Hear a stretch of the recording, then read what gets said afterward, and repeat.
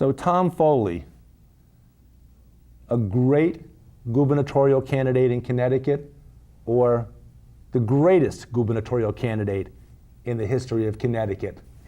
Michael? Thanks, Dave. Depends on your perspective. If you're a Democrat, you would think that he's the greatest Republican gubernatorial candidate, because he's such a bad candidate. What I really think that this election shows is that Sarah Palin-esque? Worse, from my point of view. Really, I mean, not as colorful, and it pales by comparison even to Sarah Palin. I mean, she at least had the good grace to be colorful, but he's really a dry piece of toast. What I really think that this election shows that President Bush has absolutely no coattails. Anybody who had anything to do with his administration or his policies in Iraq have no future in public service at all. And so Foley was actually one of the key guys in Iraq after shock and awe, after we toppled the statue and took over the country.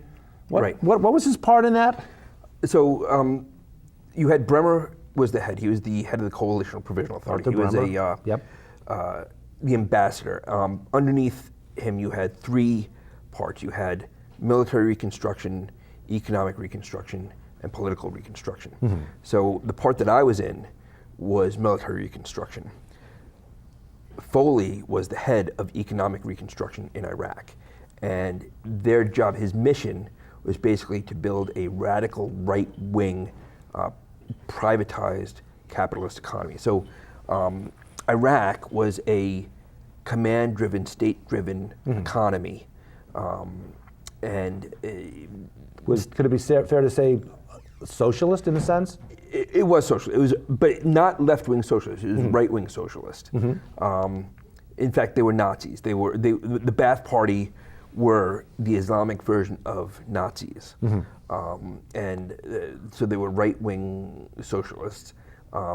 And his mission was to privatize every single part of any manufacturing base or any business that was state-owned in Iraq and sell it off to, the plan was to sell it off to international businesses, and they would privatize Iraq completely, make it a corporate-run state entity, and it didn't happen. He started a stock market in Baghdad, which, to my thinking, when you're looking at creating a nation or reconstructing a nation, a stock market is not high on your list of priorities. We destroyed the medical infrastructure, we destroyed the water infrastructure, we destroyed all the infrastructures, and basically we destroyed all administrative, civilian administration in the country. But what they wanted to do really was create a means to get capital into the country to start investing in the country, and it had disastrous consequences. What about the oil? Oh, before we go any further, actually, this is Progressive Soup. I'm David Stevenson. We have back for quite, fourth or fifth or sixth time on the show, a great guest, Michael Zacchea, a retired lieutenant colonel from the United States Marine Corps. Amongst his accomplishments was that he was in Somalia during Black Hawk Down, during that era, when it actually took place, when Black Hawk Down, the movie, actually took place. Actually, just a point of clarity. I was there right after it happened. Yeah. Okay. In Iraq, training Iraqi troops, retraining Iraqi troops after the army was disbanded post invasion. Why did they disband the army? They disbanded the army. I've heard several versions or several different reasons why. One reason is that they said that they were just formalizing something that had already happened. And we were very interested. So we asked the Iraqi officers that were with our battalion, what happened, after the invasion? And they told us that their generals just told them to go home and to wait for orders.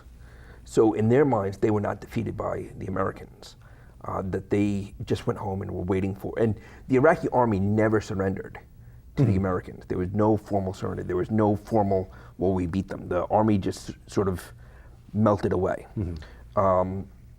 So, Bremer has said, and other people have said, well, we were just formalizing something that was already the fact on the ground. Other people have said, well, the Iraqi army was both corrupt, dysfunctional, had a long-term reputation for war crimes, for brutality, had a bad relationship with the nation of Iraq.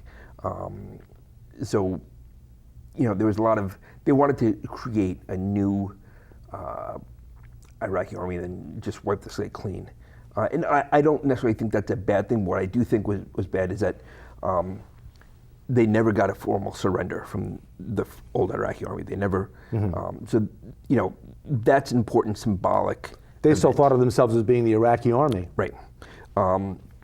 And they disbanded the Iraqi army, but they never secured the military bases. So there was a ton of weapons still available, floating around, and all these former soldiers that basically took the weapons and went home. So you had the makings of an insurgent. You had the tinder there just waiting to be lit.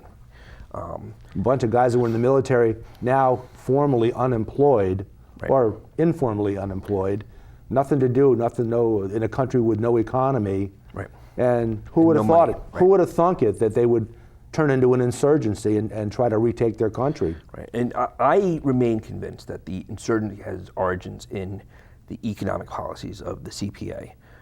Shortly after Provisional Authority? Coalition Provisional Authority. Shortly after Bremer signed into law the original general orders that disbanded the army, that sold off or privatized all the state-run businesses, that fired all the, that de-Baathified the government, that fired all the workers that worked in the state-owned businesses, and you had to be a member of the Ba'ath Party to do that.